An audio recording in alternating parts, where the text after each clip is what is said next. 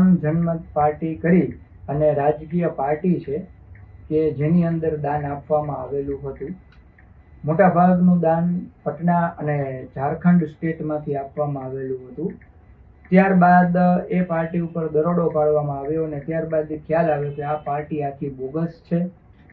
અમારા રોલની વાત કરીએ તો હું સીએ છું, ચાર્ટર્ડ એકાઉન્ટન્ટ છું. મારી પાસે એના બુક્સ ઓફ અકાઉન્ટ રેડીમેડ એક એકાઉન્ટન્ટ થ્રુ આવ્યા હતા અને અમે એનું ઓડિટ કરી અને સિક્કો મારવામાં આવેલો હતો. જ્યારે અમે ઓડિટ એમનું કર્યું ત્યારે અમને ખ્યાલ નહોતો કે આ પાર્ટી જેન્યુન છે કે બોગસ છે. બીજું કે જે અત્યારે મીડિયાની અંદર જે અહેવાલો આપવામાં આવેલા છે કે અમારા ઓફિસમાંથી 200 કરોડના દસ્તાવેજો પકડાણા છે ને આમ છે ને તેમ છે, તો એ બાબતે હું કહેવા માંગીશ કે આવું કાંઈ છે નહીં. અમારી પાસે પંચનામાની કોપીઝ છે કે જે ઇન્કમ ટેક્સ અમારી પાસેથી લઈ ગયું છે એમાં અંદર ક્યાંય એવો ઉલ્લેખ નથી કે ભાઈ આની અંદર 200 કરોડના દસ્તાવેજ લઈ ગયા છે.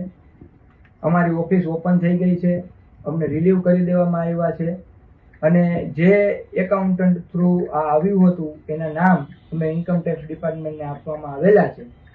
અમે કોઈ રાજકીય પાર્ટીને દાન અપાવેલ નથી.